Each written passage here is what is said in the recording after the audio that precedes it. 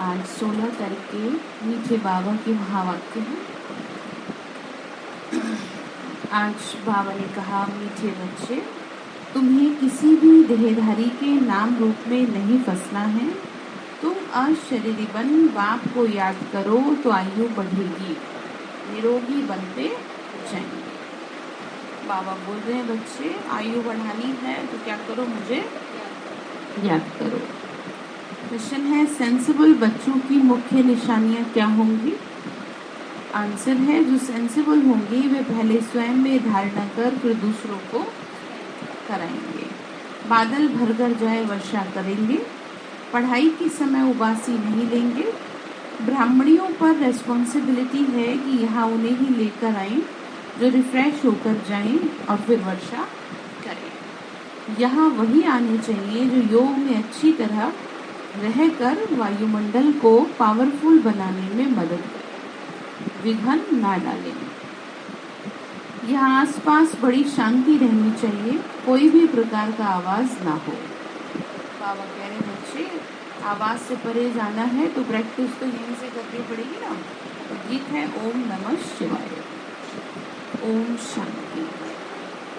ओम शांति का अर्थ तो समझाया है ना। तो बाबा कहते हैं, आत्मा और परमात्मा शांत स्वरूप है। ठीक है, बाबा ने कहा जैसे बाप है वैसे ही बच्चे हैं। तो बाप बच्चों को समझाती है, तुम शांत स्वरूप तो हो ही, बाहर से कोई शांति नहीं मिलती। ये रावण का राज्य है। अब इस समय सिर्फ तुम अपने बाप को याद करो, मैं इसमें विराजमान हूँ, तुमको जो मत देता हूँ उस पर चलो। बाबा ने कहा, ब्रह्मा के माध्यम से जो डायरेक्शन मिल रहे हैं उन पे चलो। बाबा कोई भी नाम रूप में नहीं फंसाते, ये नाम रूप है बाहर का।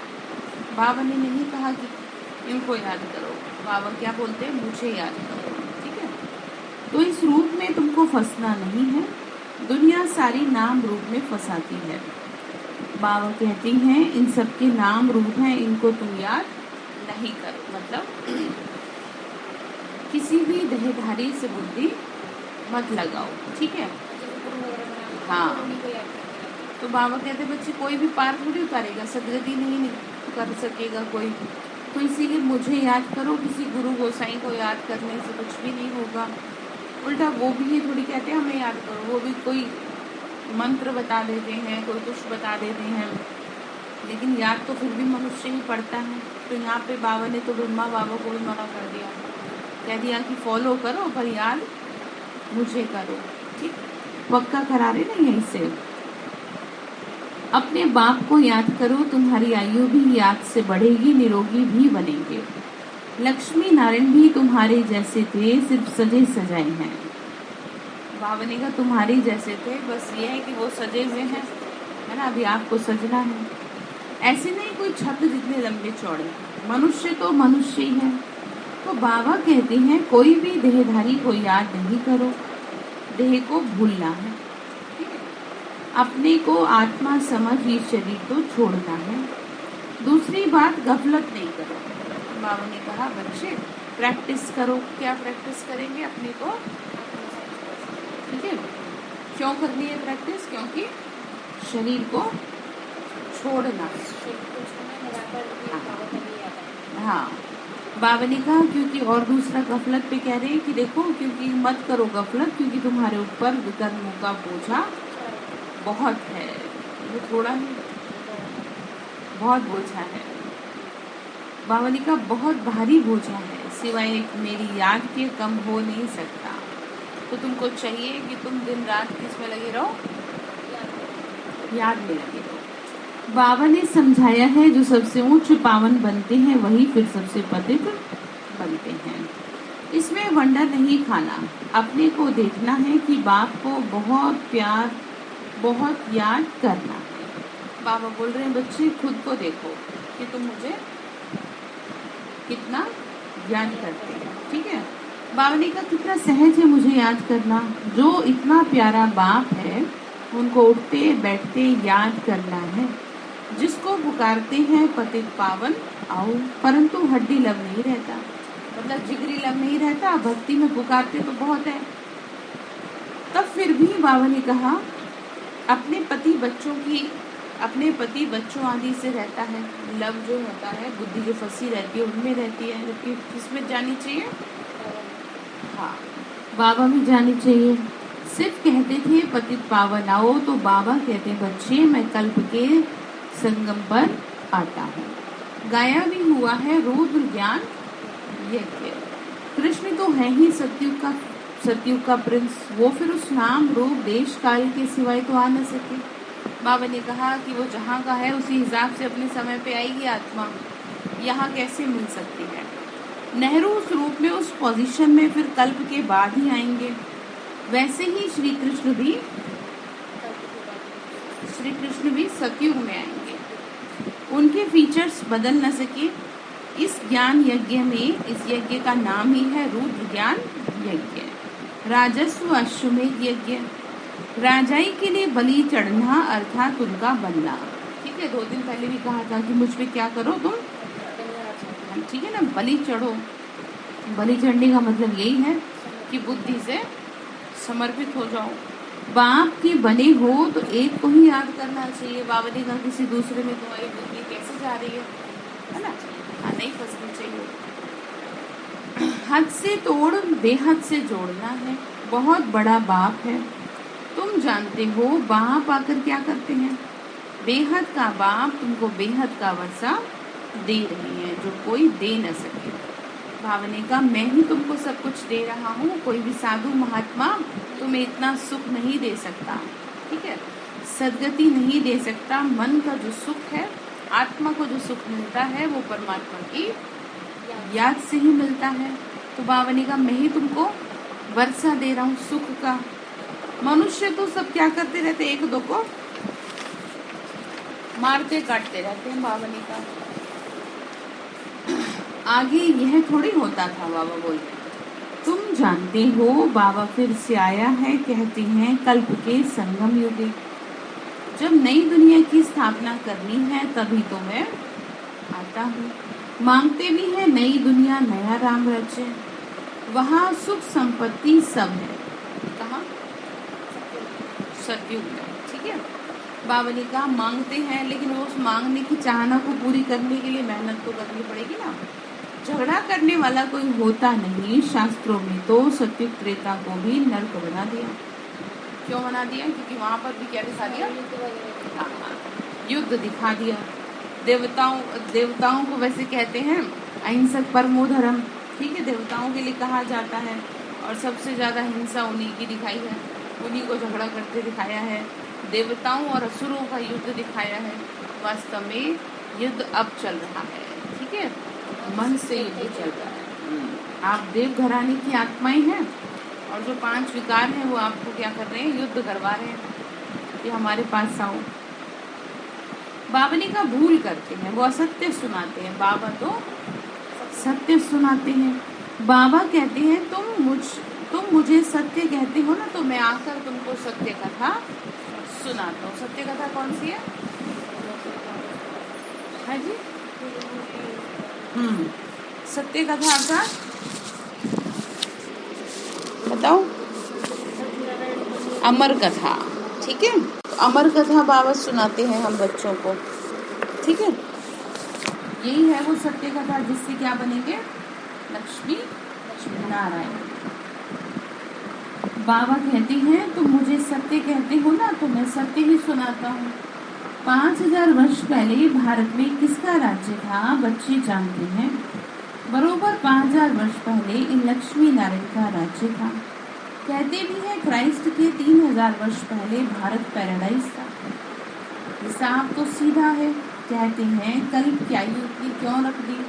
अरे हिसाब करो ना, बावली का हिसाब करो क्यों रखी। शास्त्रों में भी कई कई जगह 5000 वर्ष कहा गया है, लेकिन कोई हिसाब निकाले तब तो। क्राइस्ट को इतना समय हुआ, युग ही ये 4 हैं। आधा कल्प दिन और आधा कल्प रात को लगता है। पूरी दुनिया को 4 भागों में डिवाइड कर देते हैं, सतयुग, त्रेता और द्वापर कलयुग। तो बाबा ने कहा उस हिसाब से तुम क्या निकाल लो? आयु निकाल लो। किसकी आयु निकाल ली? कल्प की आयु। बाबा ने कहा बाप समझाते हैं, समझाने वाला भी बड़ा अच्छा चाहिए। बाप समझाते हैं बच्चे काम महाशत्रु है, भारतवासी ही देवताओं की महिमा गाती है। सर्वगुण संपन्न 16 कला संपूर्ण संपूर्ण निर्विकारी। फिर 16,108 रानियां कहाँ से आ गई? तो तुम जानते हो धर्मशास्त्र कोई भी नहीं है। धर्मशास्त्र उसको कहा जाता है जिसे धर्म स्थापक ने उच्चारा। धर्म स्थापक के नाम से शास्त्र बना। अब तुम बच्चे तो नई दुनिया में जाते हो, ये सब पुराना तमो प्रधान है। बाबा क्या कह रहे, तुम कहाँ चलोगे अब, है ना? इसीलिए अब बाबा कहते हैं पुरानी चीजों से बुद्धियों घटाई, क्या करो, मुझे याद करो, मेरे से बुद्धि लगा लो। गफलत करते हो तो बाबा समझते हैं कि इनकी तकदीर में ही नहीं है। बाबा ने कहा कितना समझाते हैं, तकदीर में ही नहीं है, याद ही नहीं करते तो क्या कहेंगे। बाबा फिर आगे कह रहे हैं कि क्या ये तुम नहीं समझ सकते हो, कितनी सहज बात है। मुंह की रग सब तरफ से निकाल, कहाँ लगानी है, ठीक है, क्यों लगानी है? सारी बात यह है कि कल्याणकारी बाबा ही है। किसी और में रग फंसी तो कल्याण होते होते भी क्या हो जाएगा, अकल्याण हो जाएगा। इसीलिए कुल मिला के सब तरफ से बुद्धि हटा। आप ये देखो ना, वो कितना बड़ा पिता है, ब्रह्मा की हम रचना है। वहाँ बाबा ने ब्रह्मा बाबा तक को मना कर दिया, तो साधु महात्मा तो बहुत दूर की बात, वो तो किसी भी एंगल से नहीं है, ठीक है। जिन्होंने कोई ऐसी तपस्या नहीं करी जैसी तपस्या मांगी जाती है, जो डिमांड है तपस्या की, वो तपस्या तो है नहीं किसी की भी, साधु महात्माओं की भी अगर बात करें तो। बाबा ने कहा इसीलिए तुम किसी से भी बुद्धि मत लगाओ, तुम्हारी जो मुंहों की रग है ना सब तरफ, उन्हें क्या करो, निकालो, हटा दो। क्यों हटा दो?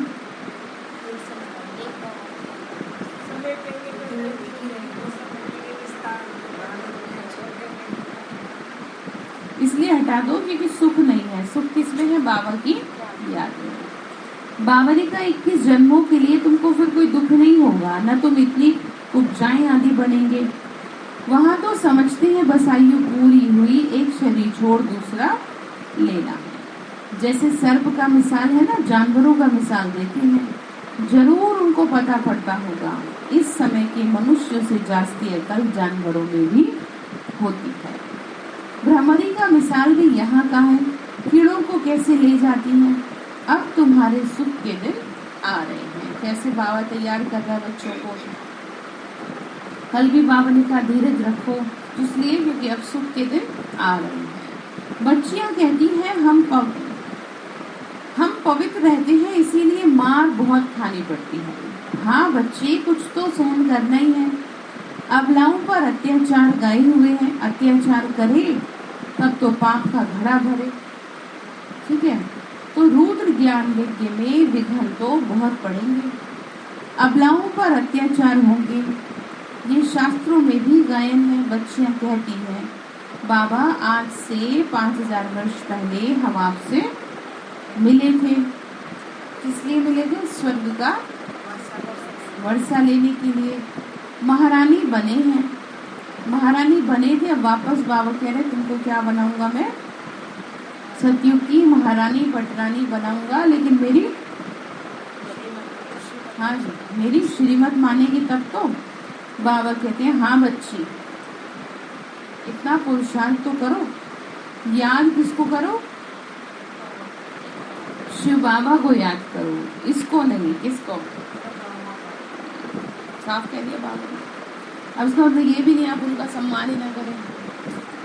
कईयों को ज्ञान का उल्टा नशा चढ़ जाता है कि हमारा तो शिव बाबा से मतलब है, हम ब्रह्मा बाबू को याद करें।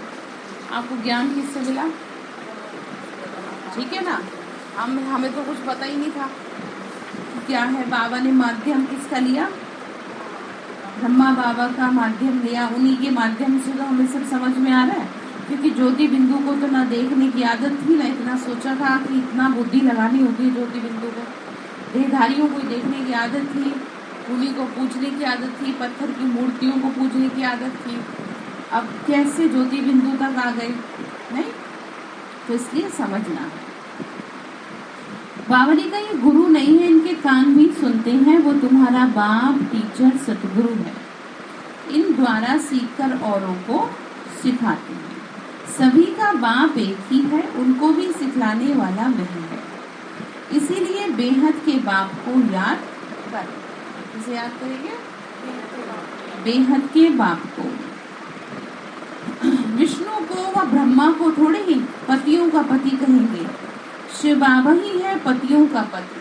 ठीक है, सबका क्या रखने वाला? पद रखने वाला। हर घड़ी पद रखता है, तो क्यों नहीं उनको पकड़े? तुम सब पहले मूल वतन अपने पियर घर जाएंगे, फिर ससुर घर में आना। पहले शिव बाबा के पास तो सलामी भरनी है ना, फिर आएंगे सतयुग में। तो कितनी सहज पाई पैसे की बात। बाबा ने कहा कितनी नॉर्मल सी छोटी सी बात है। ठीक है, तो बाबा सब तरफ बच्चों को देखते हैं। कहाँ कोई झुटका तो नहीं खाते? ठीक है, झुटका खाया, उबासी दी, बुद्धियोग गया, फिर वह वायुमंडल को भी क्या कर देते हैं?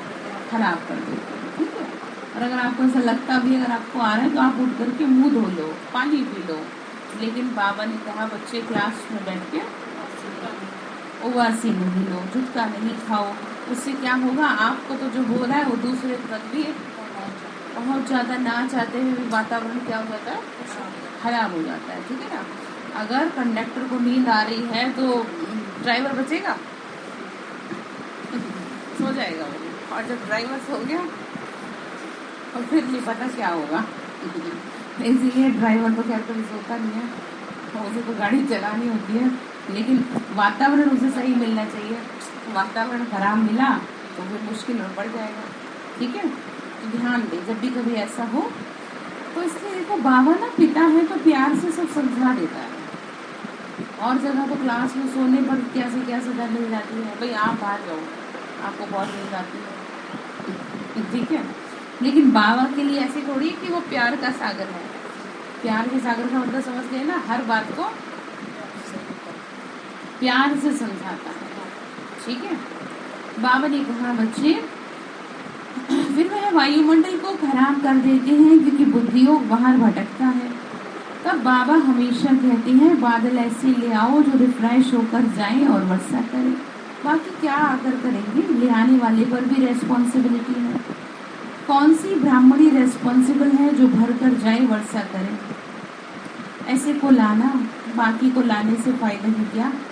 सुनकर धारणा कर, फिर धारणा करानी है, मेहनत भी करनी है। जिस भंडारी सिखाते हैं काल कंटक दूर हो जाते हैं। तो यहाँ वह आने चाहिए जो योग में अच्छी दीदी रह सके। ठीक है, ये नहीं कि बाबा ने कहा वायुमंडल को खराब करेंगे। अगर योग नहीं है तो वातावरण खराब होता है। तो जो वातावरण खराब होता है तो वो महापाप के भागी बन जाते हैं। जैसे साधु महात्माओं को दिखाया है यज्ञ करते हुए, और उनके यज्ञ में किसी ने अगर विघ्न डाला तो दिखाते हैं वो श्राप दे देते हैं। यहाँ पे श्राप तो आपको कोई नहीं दे रहा, लेकिन ऑटोमेटिकली आप सजा के भागी बन जाए। इसीलिए आपसे कहा जाता है कि अगर आपका योग नहीं लग रहा तो आप स्वमान का अभ्यास करें, लेकिन यहाँ बैठ करके व्यर्थ का चिंतन ना करें। अदरवाइज वायुमंडल आप क्या कर रहे हैं? खराब कर रहे हैं। ध्यान रखिए। तो इस समय और ही खबरदार रहना है, क्योंकि जैसे जैसे समय आगे की ओर बढ़ेगा व्यर्थ बढ़ेगा। ठीक है, उस व्यर्थ से खुद को क्या रखना, आपको बचा के रखना है। फोटो आदि निकालने की भी बात नहीं है, जितना हो सके बाबा की याद में रहे योगदान देना। आसपास बड़ी शांति रहनी चाहिए। हॉस्पिटल हमेशा बाहर एकांत में रहती है जहाँ आवाज़ ना हो, क्योंकि पेशेंट को शांति चाहिए। तो बाबा ने कहा ये भी रूहानी हॉस्पिटल है। यहाँ पर जितना ज़्यादा शांत रहेंगे, कम बोलेंगे, ठीक है, व्यर्थ से बचे रहेंगे, उतना ही ज़्यादा वायुमंडल यहाँ का पावरफुल बनेगा। और जो भी आत्माएं आएंगी उनको फिर शांति का एहसास होगा। तुमको डायरेक्शन मिलता है उस शांति में रहना, बाबा को याद करना, ये है रियल शांति। ठीक है, बाबा को याद करना है रियल शांति, बाकी है आर्टिफिशियल। बाबा कहते हैं 2 मिनट डेड साइलेंस, परंतु वह 2 मिनट बुद्धि पता नहीं कहाँ कहाँ जाती है। 2 मिनट में सारी दुनिया की सैर करके आ जाते हैं।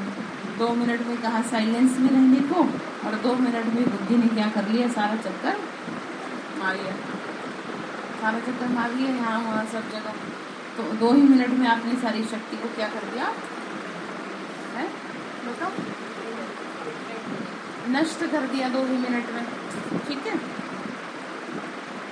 तो ध्यान रखिए, बाबा ने का एक को भी सच्ची शांति नहीं रहती, तुम डिटैच हो जाएंगे। हम आत्मा शरीर से क्या हो रहे हैं, डिटैच हो रहे हैं, प्रैक्टिस कर रहे हैं, क्योंकि हम आत्मा हैं। फाइनली ये पार्ट अंत में पक्का करना ही है। अंत में आत्मा शरीर छोड़ेगी, तब उसे एहसास होगा कि मैं सचमुच में ये तो मेरा था ही नहीं जिसमें मैं बैठी थी, वो आपसे अलग हो गया। आप में ताकत है तो वापस शरीर में जाके दिखाओ, समझे आप? अगर आत्मा में इतनी ताकत है तो वो वापस शरीर में जाए, लेकिन उसमें घुसने की ताकत नहीं है, बाहर निकलने की ताकत है। ठीक है, तो इसीलिए बाबा कह रहे हैं कि बाहर निकलने की ही प्रैक्टिस करो, क्योंकि तुम्हें बाहर ही निकलना है, तुम्हें देहभान से अब उठना है, इसलिए निकल जाओ, डिटैच हो जाओ। निकलने से मतलब ये है, ऐसे नहीं कोई हम मर जाएंगे। मन बुद्धि जो आत्मा की शक्ति है वो क्या हो जाती है, अलग हो जाती है इस शरीर से। ठीक है, फिजिकली आप खुद को यहाँ महसूस करेंगे और मेंटली कहीं और। जैसे कई बार सुनते सुनते भी कहीं कहीं चले जाते हैं, फिर आपसे पूछते क्या सुना, तो फिर आपको पता ही नहीं होता। तो मन और बुद्धि वहाँ पर पहुँच जाती है। तो ऐसा नहीं करना, बाबा ने का डिटैच होना है, बाकी स्वधर्म में रहना है। बाकी गुटका खाकर शांत रहना, ये कोई रियल शांति नहीं। मतलब वही कि आप पहले तो डिस्टर्ब हुए, ठीक है, पहले अशांत हुए, फिर खुद को शांत कर रहे हैं, तो ये रियल शांति नहीं है। आपकी रियल शांति ऑटोमेटिकली साइलेंस में जाना। ठीक है, वो रियल शांति है कि आप स्वयं को शांत करना चाह रहे हैं, जिस समय वो आप शांत हो जाओ, ये नहीं पहले निकल जाए तब शांत हो।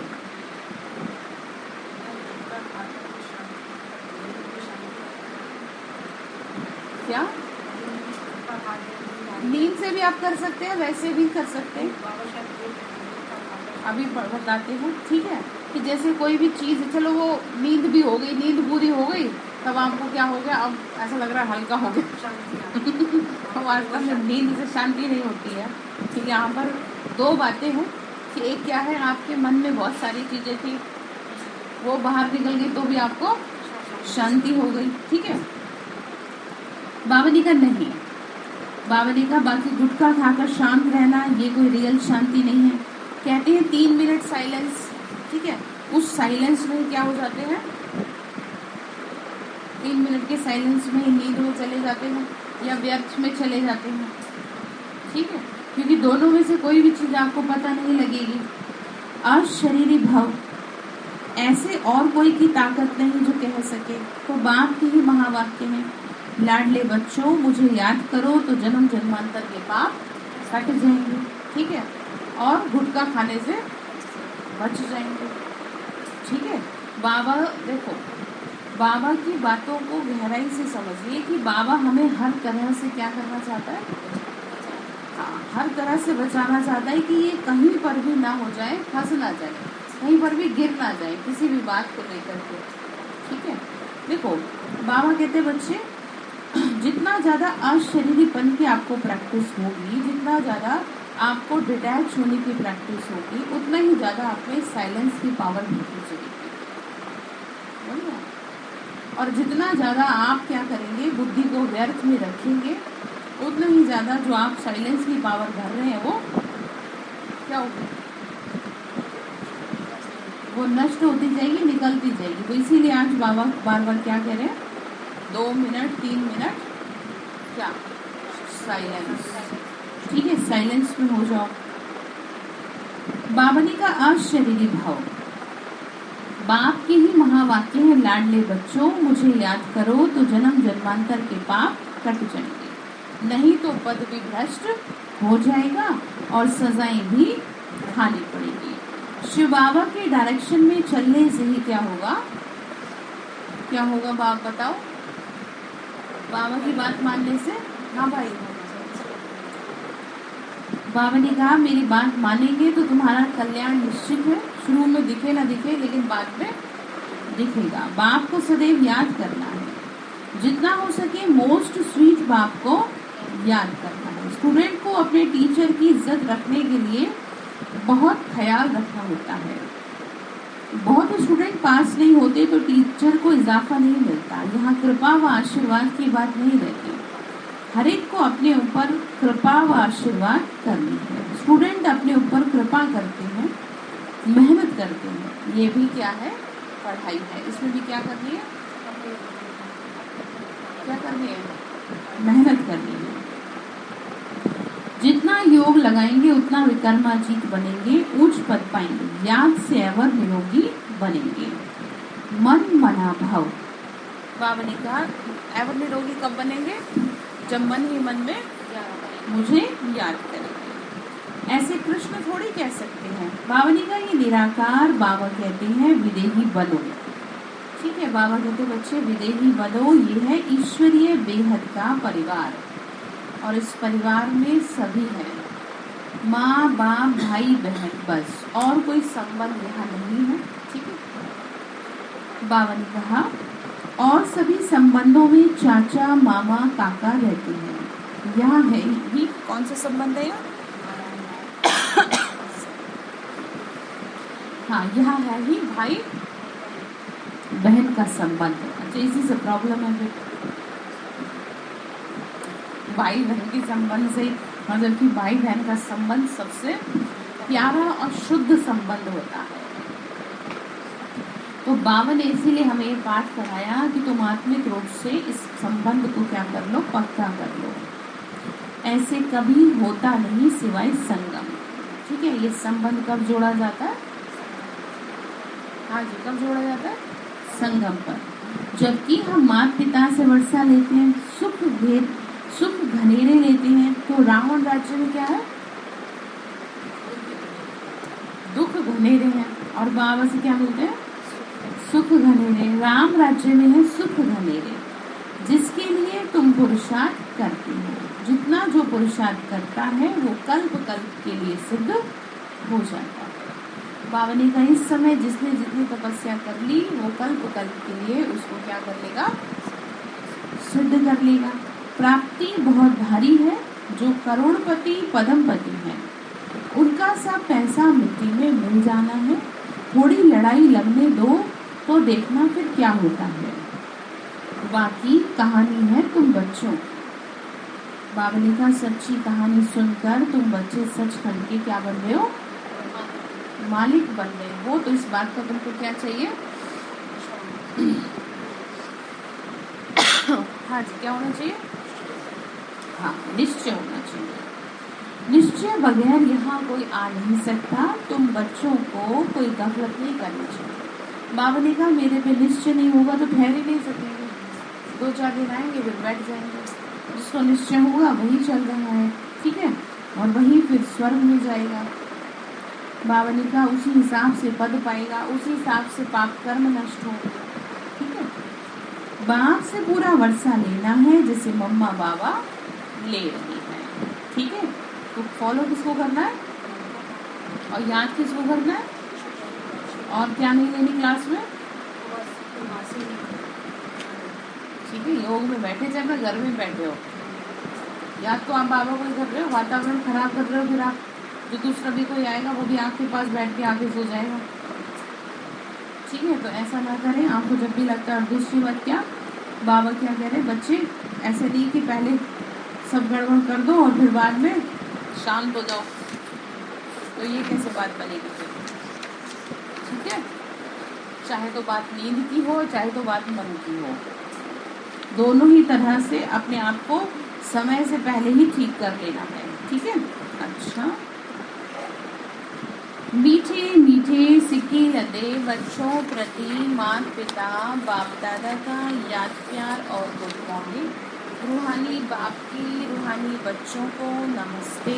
हम रूहानी बच्चों की रूहानी माता पिता बाप दादा को नमस्ते। नमस्ते बाबा, नमस्ते। शुक्रिया बाबा, शुक्रिया बाबा, शुक्रिया।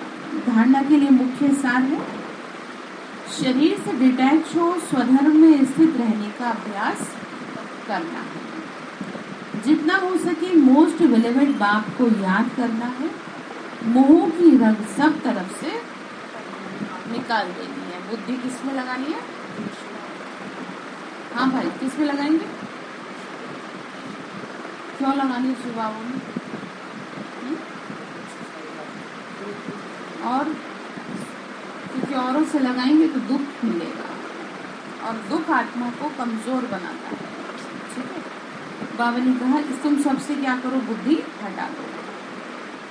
दूसरी पॉइंट है, पढ़ाई पर पूरा ध्यान देना है। अपने ऊपर आप ही कृपा व आशीर्वाद करनी है। बुद्धि योग हद से तोड़, ठीक है, बेहद में लेके जाना है। मतलब ये है कि अब आपको विश्व के लिए सोचना है, अपने लिए नहीं सोचना, अपनी उधेड़ बुन से ऊपर उठ जाना। ठीक है, आपको तैयार बाबा किस लिए कर रहा है? विश्व के लिए तैयार कर रहा है। बाप का बनकर बाप पर पूरा पूरा बलि चढ़ना है। वरदान दिया बाबा ने, सदा सत्य के संग द्वारा कमजोरियों को समाप्त करने वाले सहज योगी सहज ज्ञानी भव। सदा सत्य के संग द्वारा, सत्य कौन है? और शिव बाबा है। ठीक है, तो बाबा क्या कह रहे हैं, कोई भी कमजोरी तब आती है जब सत्य के संग से किनारा हो जाता है और दूसरा रंग लग जाता है, दूसरा संग लग जाता है। ठीक है, सत्संग अर्थात बाबा का संग। ठीक है, क्योंकि बाबा ही है सत्य, बाकी तो कोई सत्य है नहीं, चाहे गुरु गोसाई भी हो। ठीक है, बाबा ने कहा इसलिए भक्ति में कहते हैं सदा किस में रहो? हाँ जी, किस में रहो? सत्संग में रहो। सत्संग अर्थात सदा सत्य बाप के संग में रहना। आप सबके लिए सत्य बाप का संग अति सहज है, क्योंकि समीप का संबंध है। तो सदा सत्संग में रह कमजोरियों को समाप्त करने वाले सहज योगी सहज ज्ञानी बनो। क्या कहना? सदा सत्संग में रह करके सहज योगी और सहज ज्ञानी बनो। बावनी का तो कमजोरियां ऑटोमेटिकली समाप्त हो जाएंगी। ठीक है, ये मत सोचो मुझ में ये कमी है, ये सोचो आप बाबा के साथ कितना रहते हैं, कितना बाबा के साथ अपना टाइम स्पेंड करते हैं। तो जैसे जैसे जिसके साथ रहेंगे धीरे धीरे उसका रंग चढ़ जाएगा। ठीक है, स्लोगन है, सदा प्रसन्न रहना है तो प्रशंसा सुनने की इच्छा का त्याग कर दो। सदा प्रसन्न रहना है तो प्रशंसा सुनने की इच्छा का त्याग कर दो। ठीक है, मेरी प्रशंसा हो, मुझे अच्छा कहा जाए नहीं। ठीक है, ये सर्टिफिकेट अपने आप दिया जाता है, आपके चाहने से नहीं मिलता ये सर्टिफिकेट। ठीक है, तो मादेश्वरी जी के अनमोल महावाक्य है, मुक्ति और जीवन मुक्ति की स्टेज अपनी अपनी है दोनों। अब जब हम मुक्ति अक्षर कहते हैं तो मुक्ति का अर्थ है शरीर, आत्मा शरीर के पार्ट से मुक्त है।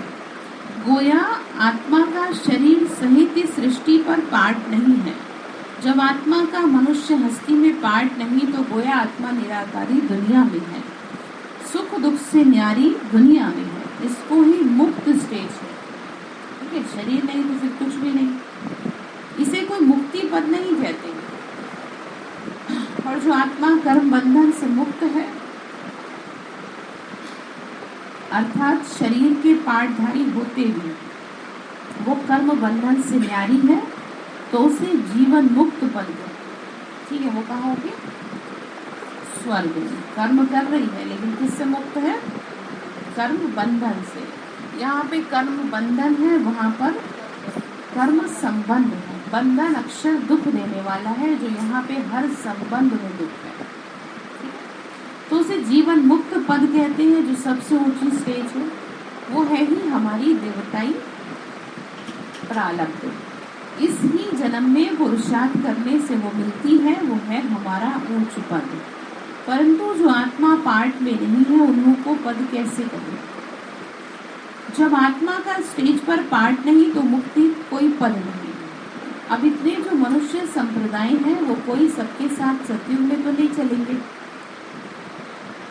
क्योंकि वहाँ मनुष्य संप्रदाय कम रहती है। तो जितना प्रभु के साथ योग लगाएंगे, कर्मातीत बने हैं, वो सतयुगी जीवन मुक्त दैवी देवता पद पाते हैं। बाकी जो धर्मराज की सजाएं खाकर कर्म बंधन से मुक्त हो शुद्ध बन मुक्ति धाम में जाते हैं, वो मुक्ति में है। लेकिन मुक्ति धाम में कोई पद नहीं है। ऐसा नहीं कि वहाँ कोई आपको क्या मिलेगा, पद प्राप्त होगा। वहाँ वह स्टेज तो बगैर पुरुषार्थ आप ही अपने समय पर मिल जाती है। जो मनुष्यों की चाहना द्वापर से लेके कलयुग के अंत तक उठती आई है कि हम जन्म मरण के चक्कर में ना आए, वो आशा पूर्ण हो रही है। लेकिन ऐसा कोई पद नहीं है, ठीक है। मतलब तो सर्व आत्माओं को माया मुक्ति धाम के पास अवश्य आना, ठीक है। तो आज की मुरली का सार ये है कि बाबा बोले बच्चे मेरे संग में रहो तो सारी कमजोरियां समाप्त हो जाए, ठीक है। तो ध्यान रखेंगे ना, बाबा का संग ही पार करेगा, बाकियों का संग तो डुबो देगा, चाहे वो कितना भी बड़ा ज्ञानी ध्यानी कुछ भी हो।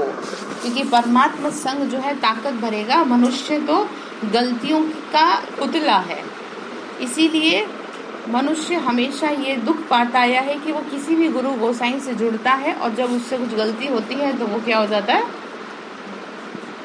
वो टूट जाता है। जैसे आप देख रहे हैं ना, कितने कितने गुरुओं के फॉलोअर्स थे जो उसको बहुत मानते थे, और जब वो उनका ऐसा हाल हुआ तो वो बहुत अंदर से क्या हो गए, टूट गए कि भाई ऐसा कैसे हमारे गुरुओं के साथ कर दिया। तो समझ लेना चाहिए कि गुरु कौन है, केवल निराकार भगवान, गुरुओं का गुरु, सतगुरु, ठीक है। तो इसीलिए उन्हें ही याद करना है, उनका ही संग करना है, ठीक है। ओम शांति।